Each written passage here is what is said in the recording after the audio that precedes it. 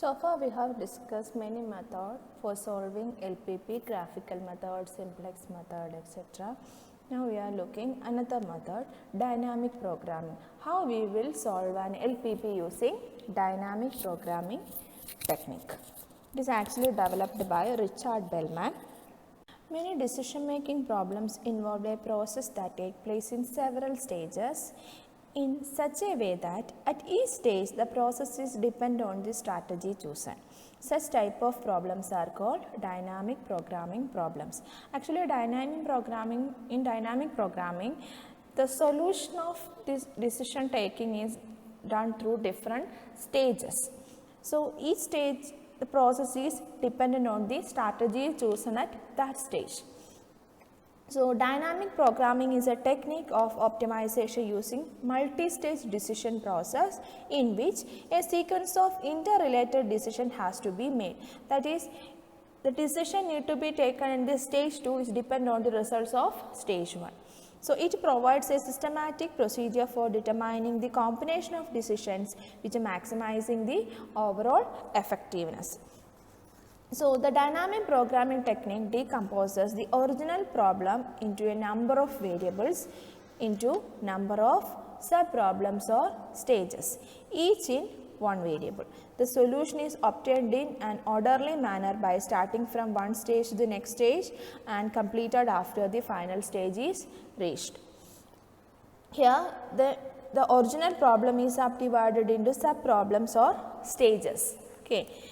So, dynamic programming is a recursive optimization approach. In this approach, a single step is sequentially related to the preceding step. As I told earlier, the stage 2 depends on the result of stage 1 and not itself a solution to the problem. If we are taking the solution of stage 1, it is not the complete answer. When we are entirely complete the every stages, then only we will get the final answer.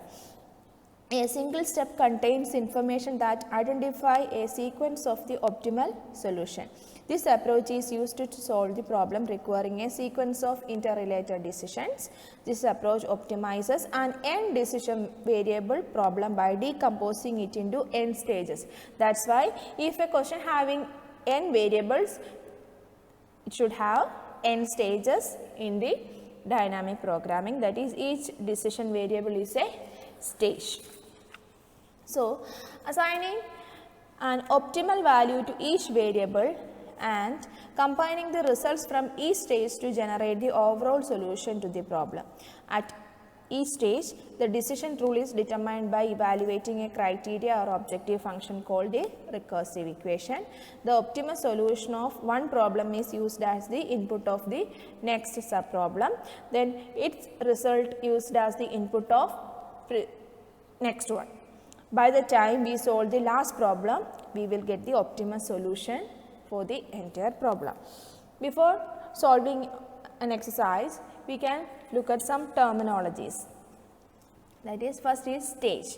A dynamic programming problem is subdivided into various sub-problems in a sequence which is called stages of the original problem.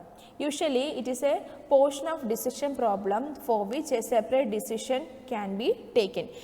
Usually, number of stages is equal to number of variables in the question. Then second is state. Each dynamic programming problem has a certain number of states.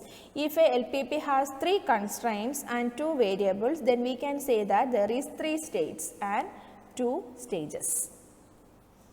So, number of constraints is equal to stage, number of state, number of variables is equal to stages. Then state variable, the variable that linked up 2 stages. The variable that linked 2 stages is known as state variables, and decision variables are the variables whose values are to be decided. That is the value we need to find out, that is the decision variable. Now we can discuss one problem. This is a question, solving the LPP using dynamic programming. We are going to solve the LPP using dynamic programming. So, question, maximize Z is equal to 2x1 plus 5x2 subject to 2x1 plus x2 less than or equal to 430, 2x2 less than or equal to 460, x1 comma x2 greater than or equal to 0. Here I am solving a maximizing problem. If the question is of minimization, we can maximize it by multiplying the entire objective function by a negative number, and here I am using less than or equal to constraint. If any of the constraint is greater than or equal to 0, we can convert it into as less than or equal to by multiplying with a negative sign to the entire constraint. So, in step 1, we need to clearly define the state and stages of this question. State means number of constraints. How many constraints are there? 2. We usually does not take the greater than or equal to that is non-negative constraint we does not take. Okay. So, number of state is equal to 2, that is number of constraints. So, number of constraints is equal to 2. Then stages, how many variables are there? x1, x2. So, stages is number of variables, that is also 2. Our objective function is maximize z. Now, our assumptions. Since we have 2 constraints, we use 2 resources b1 and b2. This is our assumptions. Since we having 2 constraints, we using 2 resources b1 and b2. Using this, we form a function fi of b1 and b2. These 2 resources, by using these 2 resources b1 and b2, we form a function, that is fi of b1 and b2. This is the general function, where I is represent the stages. First we take stage 1 and we are going to find out the function fi of b1 and b2. Then in the stage 2 we also find the value of fi of b1 and b2. So, stage 1 I is equal to 1. So, our function instead of I it become f1. f1 of b1 comma b2 is equal to our first part of objective function. What is maximize 2x1. The entire objective function we are subdividing into 2. First maximize 2x1, second maximize 5x2. So, f1 of b1 and b2 is equal to maximize 2x1, okay, maximize 2x1, where 0 less than or equal to x1 less than or equal to b, where the value of x1 is in between 0 and b. Now, we are going to find out this b. To calculate b,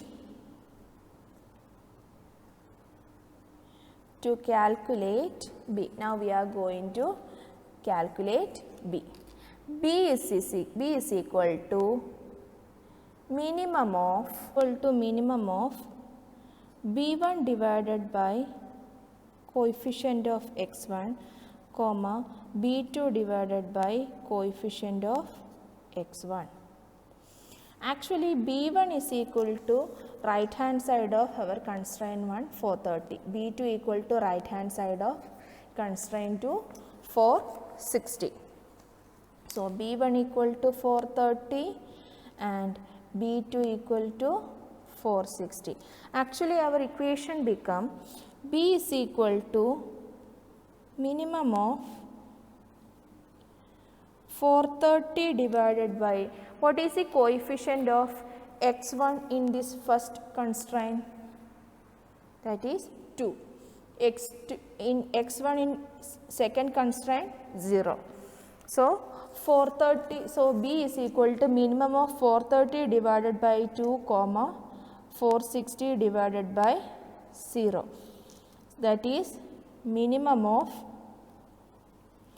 215 comma anything divided by 0 is infinity.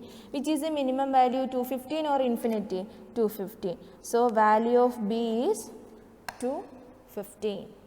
So, now we are going to rewrite our equation. f1 of, instead of b1 and b2 we use 430 and 460. f1 of 430 comma 460 is equal to maximize 2x1, where 0 less than or equal to x1 less than or equal to 215.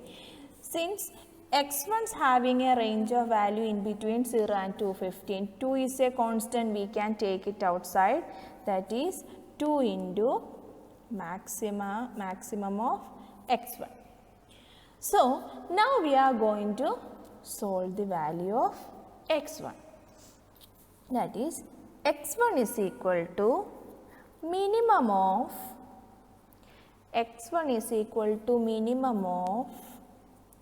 what is the equation of x1 from first constraint? If it is an equation, 2x1 plus x2 equal to 430. 2x1 plus x2 equal to 430. Solve x1 from this equation. X1 equal to 430 minus x2 divided by 2. Similarly, find equation of x1 plus this equation also. 2x2 equal to 460.